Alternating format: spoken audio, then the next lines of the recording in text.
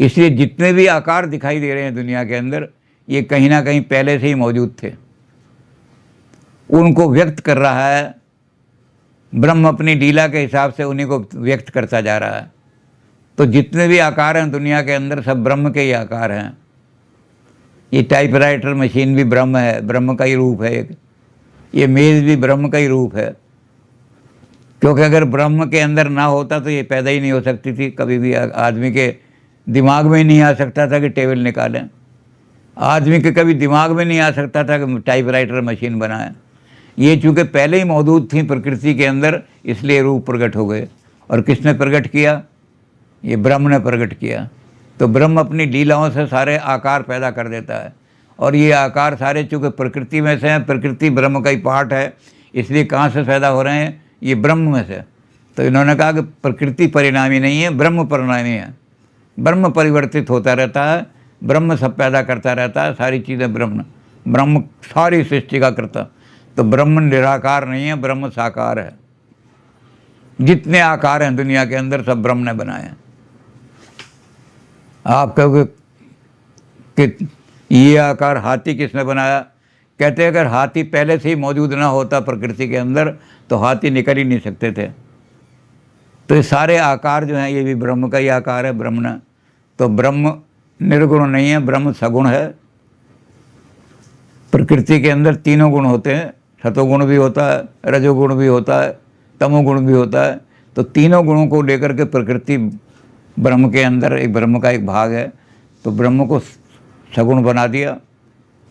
फिर शंकराचार्य ने कहा कि ब्रह्म जो है वो तो सारी, और ब्रह्म जो अज्ञानी लोग हैं या कॉमन लोग हैं, वो जब गुणों के माध्यम से उसको देखते हैं तो वो ईश्वर कहलाता है, वो ब्रह्मा विष्णु महेश बन जाता है।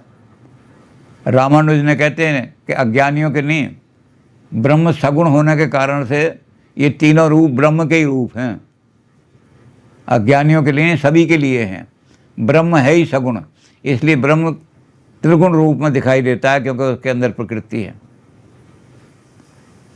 तो इसलिए उन्होंने, रामानुज ने कहा कि ब्रह्म के 5 रूप समझने की कोशिश करो। ब्रह्म के अंदर 5 गुण हैं, 5 मेथड हैं जिनके द्वारा ब्रह्म अपने आप को प्रकट करता है। उन 5 चीज़ों को अगर आप समझ लोगे तो आपको लगेगा ब्रह्म निराकार नहीं हो सकता, ब्रह्म निर्गुण नहीं हो सकता। और 5 चीज़ें कौन कौन सी हैं? पहले उन्होंने कहा कि सबसे पहला रूप जो है, सबसे ऊंचा रूप जिसके द्वारा भगवान आपको प्रकट करता है, वो है पर ब्रह्म। पर ब्रह्म को संसार में हम क्या कहते हैं? उन्होंने कहा उसको हम कहते हैं वासुदेव। ये वासुदेव जो है ये सारे प्राणियों का रक्षक है, सारे प्राणियों के शरीर में उतर करके और उनको प्रेरणा देने वाला है। ये जगत का संचालन करने वाला है, सारे जगत को चला रहा है। कौन चला रहा है? मैं नहीं चल रहा, बल्कि ब्रह्म मुझे चला रहा है। अगर ब्रह्म की शक्ति खत्म हो जाए तो मैं चलना बंद हो जाऊंगा। लोग कहते हैं इसकी मृत्यु हो गई। तो ब्रह्म मुझे अंदर से चला रहा है, ब्रह्म में मेरी रक्षा कर रहा है। ब्रह्म ने कहा कि बारिश बड़ी तकड़ी होगी, ओले पड़ेंगे, मर जाओगे, इसलिए जल्दी से कोई ऐसी चीज़ बनाओ जिससे तुम बारिश से बच सको। तो मैंने कोठी बना ली, और फिर उस कोठी में मैंने देखा कि इसकी छत टपकने लगती है, तो मैंने सीमेंट बना लिया। तो ये मुझे ब्रह्म ही प्रेरित कर रहा है सारा, कि रक्षा करने के लिए रक्षा करो। तो सब सारा संसार ब्रह्म की प्रेरणा से चल रहा है, और जिस ब्रह्म की प्रेरणा से चल रहा है वो सर्वोच्च है, उसका नाम है पर ब्रह्म। वो पार ब्रह्म परमेश्वर तुम सबके स्वामी। जो पार ब्रह्म परमेश्वर है वो सबका स्वामी है, सबका मालिक है, सबका दाता है, सबको रोटी देने वाला है। तो ब्रह्म का एक रूप जिसमें भगवान अपने आप को प्रकट करता है, वो ब्रह्म को प्रकट करने का रूप है, वो पार ब्रह्म कहलाता है। दूसरा रूप है व्यू। ब्रह्म अपने आप को छोटा करके और संसार के कल्याण के लिए हमारे सामने प्रकट होता है। उसमें अपने आप को शक्ति है कि वो एक्सपेंड भी कर ले अपने आप को और सुकेड़ भी ले। तो वो जो शक्ति कहलाती है वो व्यू कहलाती है, मैनिफेस्टेशन पावर ऑफ ब्रह्म। ब्रह्म तरह तरह से मैनिफेस्ट हो, तरह तरह से रूपों रूप धारण करके बन जाए हमारा कल्याण करने के लिए, उसको कहते हैं हम व्यू। तो ऐसा व्यू जो है उसमें उन्होंने बताया कि ये व्यू क्या क्या है। पहला रूप जो है वो कहलाता है संकर्षण। पहला रूप है संकर्षण, उसको आम भाषा में शेषनाग कहते हैं। और शेष का अवतार बलदेव जी हैं, जो भगवान के बड़े भाई हैं, वो संकर्षण कहलाते हैं। तो ये संकर्षण के अंदर दो शक्तियां हैं। संकर्षण के अंदर दो शक्तियां कौन कौन सी हैं? एक शक्ति तो है बल, उनके अंदर बहुत ज़्यादा, और उस बल के द्वारा हमारा वो संरक्षण करते हैं भगवान। और एक शक्ति है संसार को चलाने वाली शक्ति। तो ये शक्ति जो है वो संकर्षण की है। इस बल के द्वारा ही भगवान हमारा संरक्षण कर रहा है, रक्षा कर रहा है। कोई हमें नाश नहीं करे तो भगवान आ जाते हैं बचाने के लिए। तो ये बल जो है उनकी शक्ति है। दूसरी शक्ति है प्रद्युम्न, कृष्ण का पुत्र कहलाता है वैसे तो वासुदेव का वो, लेकिन प्रद्युम्न है, ये एक व्यू है। प्रद्युम्न के अंदर क्या है? उसके अंदर ऐश्वर्य है, आपको ऐश्वर्य आनंद देने वाली शक्ति है, आपके आनंद की बढ़ोतरी करने वाली है। और ऐश्वर्य जहाँ होता है वहाँ वीरत्व भी आ जाता है। जो आदमी आनंदित है वो कभी साहस नहीं त्यागते कभी भी, तो वीरत्व भी आ जाता है। तो उसके दो गुण हैं, वीरत्व, वो इस रूप में प्रकट होता है। तो एक व्यू है, और एक व्यू उसका जो है वो अनिरुद्ध है। अनिरुद्ध भी एक व्यू है उसका, कृष्ण का पोते का नाम अनिरुद्ध था। तो अनिरुद्ध जो है उसे आ जाता है। अनिरुद्ध के अंदर जो शक्ति है वो वरदायनी शक्ति है, आप उससे कुछ वर मांगे वो दे सकता है आपको। तो ये चार व्यू हैं। एक पहले तीन व्यू हैं हमारे। पहले हमारा संकर्षण है, उसके बाद हमारा प्रद्युम्न है, उसके बाद अनिरुद्ध है। भगवान के मैनिफेस्टेशन है ये। भगवान को मैनिफेस्ट का मतलब होता है परिवर्तन करना, रूप बदलना। तो रूप बदलने के तीन ये व्यू हैं, इनके द्वारा भगवान अपना रूप बदल करके हमारे सामने प्रकट होता रहता है। तीसरा रूप जो है भगवान का वो है विभव। भव भव विभव पराभव कारण। भव का मतलब है होना, और भव का मतलब है वैभव। भगवान का जो विभव रूप है, ये ऐसा रूप है जो संसार को वैभव दे रहा है। सारी संसार में संपन्नता जो दिखाई दे रही है, ये सब भगवान का रूप है। वृक्षों पर अगर खूब फल लग रहे हैं तो इसका मतलब भगवान यहाँ प्रसन्न हो गया, वैभव भगवान का दिखाई दे रहा है। तो भगवान विभव रूप में दिखाई देता है, विभव रूप में दिखाई देता है, वैभव बना देता है हमारा। वैभव की प्रकृति, सारे संसार में उसका वैभव दिखाई दे रहा है भगवान का। चिड़िया गाती है, आप कहते हो चिड़िया का बड़ा अच्छा गीत है, संगीत है, तो हम कहेंगे ये विभव है भगवान का। हमारे आनंद देने के लिए भगवान ने ये ऐसी चीज़ पैदा की है जो हमें आनंदित कर दे। ये भी वैभव का रूप है। नदियों की कलकलाहट सुनते हैं आप तो सब बबल, तो विभव जो है वे भी भगवान का ही रूप है, विभव कर देता है। अब विभव के अंदर विभव तो हो गया सारा का सारा। अब हवा एक चीज़ और आई भगवान के अंदर कि भगवान अंतर्यामी है। ये हमारे इस आत्मा, क्योंकि आत्मा और जीव भगवान के साथ ही हैं, उसके शरीर के अंग ही हैं, तो ये हमारे अंदर जीव रूप में हमारे अंदर बैठा रहता है और हमारे अंदर की एक एक बात जानता है, अंतर्यामी है। मन की बात छुपी नहीं तुमसे, ये भक्त कहते हैं, गोवर्धन गिरधारी। मेरे मन की बात आपसे छुप नहीं सकती। मैं दुनिया से छुपा सकता हूँ लेकिन आपसे नहीं छुपा सकता, क्योंकि सीता जी ने जाके यही कहा था, है जी, कि मोर मनोरथ जानो नीके, बसाओ सदा सब हृदय में सबके। तुम सबके हृदय में विराजमान हो, इसलिए मेरा जो मनोरथ है वो आपको पता है, मैं किस लिए आपके पास आई हूँ। तो किन्हु प्रकट न कारण थे ही, इसलिए मैं प्रकट नहीं करना चाहती। प्रकट करके क्या करूँगी मैं, जब तो आपको पता ही है, पहले ही पता है मैं आपके पास क्या क्या आया हूँ, आपको पता है मेरा, तो देख लो अगर उसको पूरा कर सक। तो अंतर्यामी है भगवान, हर एक के अंदर बात जानते हैं सारे। और विभव रूप में भगवान क्या करते हैं कि वैभव के द्वारा प्रकट होते हैं।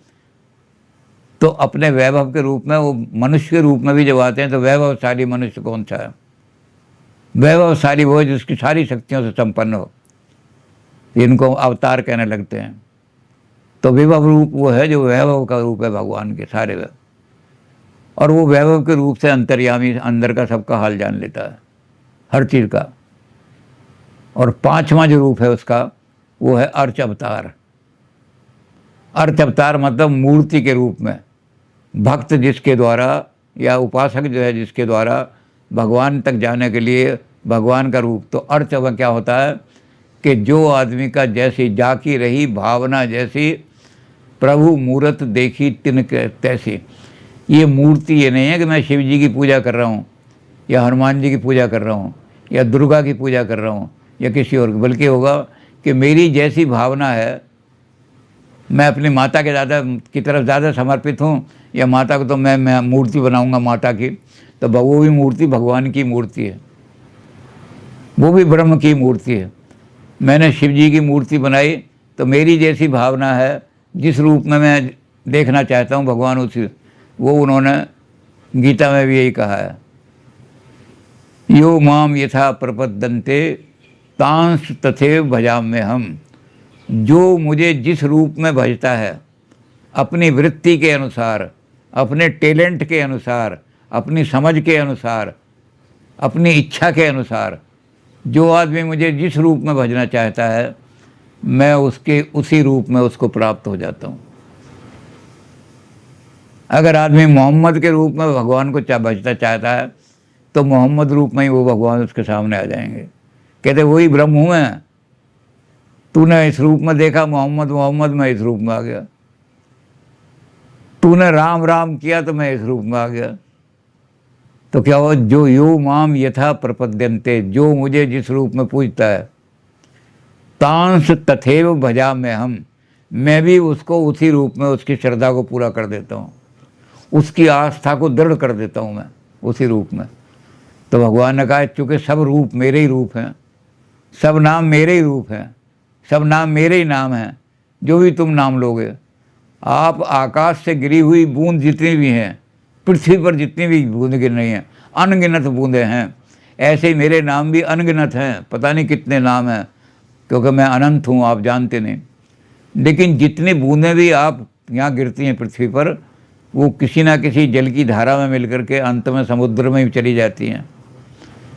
ऐसे कोई भी नाम आपने लो, जिस नाम से भी मुझे पुकारोगे, अंत में वो किसी न किसी रूप में मिलकर गोविंद में जाके मिल जाएगा, समुद्र में जाके मिल जाएगा। तो हर एक उपासना मेरी उपासना है। आप किसी रूप में पूजा करो मुझे, मैं उसी रूप में आपको उसी रूप में प्राप्त हो जाऊंगा और उसी रूप में आपका कल्याण कर दूंगा। तो रामानुज जी कहते हैं कि सारे नाम भी उसी के नाम हैं, सारे रूप भी उसी के रूप हैं। वो अनंत है इसलिए उसके नाम भी अनंत हैं, वो अनंत है इसलिए उसके रूप भी अनंत हैं। आप एक किसी भी रूप को देख कर कहोगे तो कह गई कि भाई ये भी रूप भगवान का ही है। हाँ जी, ये रूप भगवान, सब भगवान का। तो भगवान के सारे रूप इन्होंने कहा वो साकार है, और जो वो साकार भगवान है उसके अंदर चेतना है, तो वो हमारी श्रद्धा का विषय है। जिस रूप में भी हम चाहें उसको पूजा कर सकते हैं। इन पांचों रूपों को, जो पांच अभिव्यक्तियां हैं भगवान की, उसमें हम वासुदेव रूप में उसको पूज सकते हैं। वासुदेव को ही शंकराचार्य जो हैं वो निराकार ब्रह्म कह रहे हैं, वो निराकार नहीं है, वो सबका स्वामी है, अनंत है, इसलिए शंकराचार्य ने उसको कहा कि अनिर्वचनीय है वो। उन्होंने कहा नहीं, उसका वचन तो नहीं कर सकते, लेकिन उसकी अनुभूति कर सकते हैं, जब चाहे सो देख सकते हैं। तो शंकराचार्य ने कहा उस जानने के लिए क्या करें हम? उन्होंने कहा जानने के लिए क्या चीज़ है, हमारे पास तीन ही प्रमाण हैं। वेदांत ने भी प्रमाण माने, लेकिन वो मीमांसकों की तरह 6 प्रमाण माने। शंकराचार्य ने 6 प्रमाण माने। प्रत्यक्ष है, अनुमान है, उपमा है, शब्द है, अर्थापत्ति है। अर्थापत्ति का मतलब हाइपोथेसिस फॉर्मेशन, तो वो भी एक तरह का नॉलेज में उन्होंने माना प्रमाण उसको। और एक अभाव प्रमाण माना। नॉलेज ऑफ नेगेटिव नॉलेज भी नॉलेज है। जब मैं कहता हूँ यहाँ घड़ा नहीं है, तो ये भी ज्ञान है घड़े के ना होने का, अभाव का। तो शंकराचार्य ने 6 प्रमाण माने थे, पर रामानुज ने कहा कि सारे प्रमाण अनुमान में आके मिल जाते हैं। हमारा ये प्रमाण दिया शंकराचार्य ने कि अर्थापत्ति हाइपोथेसिस है। देवदत्त दिन में भोजन नहीं करता, देवदत्त मोटा होता जा रहा है, इसलिए हम क्या करें, एक हाइपोथेसिस बनाएंगे। हाइपोथेसिस ये है कि इसके लिए वो छुप करके रात में भोजन करता होगा और इसलिए वो मोटा होता जा रहा है। तो ये अर्थापत्ति स्वतंत्र प्रमाण नहीं है। रामानुज कहते हैं ये अनुमान में ही है। अनुमान हम जब बताते हैं तो अनुमेय है वो, कि अनुमान से हमने देखा कि बिना खाए हमने अनुमान लगाया, बिना खाए कोई आदमी मोटा नहीं हो सकता। देवदत्त दिन में भोजन नहीं करता, इसलिए देवदत्त रात में भोजन करता है। ये अनुमान से हम सिद्ध कर सकते हैं, इसमें अर्थापत्ति की कोई ज़रूरत नहीं है। इसी तरह से उपमा प्रमाण जो है वो भी अनुमान से हो सकता है। हमने कहा आप जंगल में जा रहे हो, गाय जैसी कोई चीज़ दिखाई देगी, उसके पैर भी गाय जैसे हैं, उसके खुर भी गाय जैसे हैं, उसके सींग भी गाय जैसे हैं, लेकिन वो इस तरह से होगी, वो गाय नहीं होगी, नील गाय होगी। तो उपमा को प्रमाण माना शंकर ने। रामानुज का उपमा प्रमाण भी अनुमान के अंडर में आ जाता है। अनुमान में आप लॉजिक से करेंगे कि ये इसका ये आकार है, इसका ये चीज़ है, और इसमें भिन्नता आ जाती है, ये गाय नहीं हो सकती, इसमें ये भिन्नता आ गई, इसलिए ये नील गाय होगी। और नेगेटिव नॉलेज का उन्होंने कहा, रामानुज ने कहा negative knowledge is no knowledge.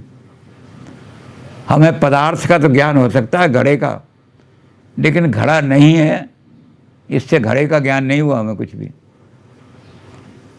तो रामानुज ने इसमें प्रमाण 3 कर दिए। उन्होंने कहा कि ज्ञान के 3 ही आधार हैं, प्रत्यक्ष, अनुमान। अब अनुमान में उन्होंने कुछ नई चीज़ें जोड़ दी, क्योंकि बौद्धों ने हमारा न्याय का जो लॉजिक था उसको खंडित कर दिया था। गंगेश झा ने नव्य न्याय का प्रमाण बनाया, और नव्य न्याय उस समय तक आ चुका था जब तक रामानुज का दर्शन आया। तो रामानुज ने अपने अनुमान में कुछ चीज़ें उनसे ले ली जो नव्य न्याय में थी। उसमें व्याप्ति का जो स्वरूप है, क्योंकि मिडिल टर्म को सिद्ध किए बिना, मिडिल टर्म दोनों से जुड़ी होनी चाहिए, जो आपका पक्ष है जिसको आप सिद्ध करना चाहते हो उससे भी जुड़ी होनी चाहिए, और जो आप देख रहे हो जिसके आधार पर आप पक्ष की तरफ जाओगे उससे भी जुड़ी होनी चाहिए। पर्वत के पीछे धुआं है तो धुआं पर्वत से भी जुड़ा हुआ दिखाई देना चाहिए, और आपने व्याप्ति दी कि जहाँ जहाँ धुआं होता है वहाँ वहाँ आग होती है। तो ये आग के साथ धुएं का संबंध आपने देखा, और आपको धुआं दिखाई दे रहा है। तो ज्ञाता को धुआं दिखाई दे रहा है, एक तो धुएं का देखने वाला मैं देख रहा है, एक धुआं आग में हमेशा रहता है, एक ये हो गया, और एक ये कि धुआं इस समय पहाड़ पर है। ये 3 बार तृतीय लिंग परामर्शवाद जब होगा तब आप जाकर के किसी चीज़ को जान सकते हो।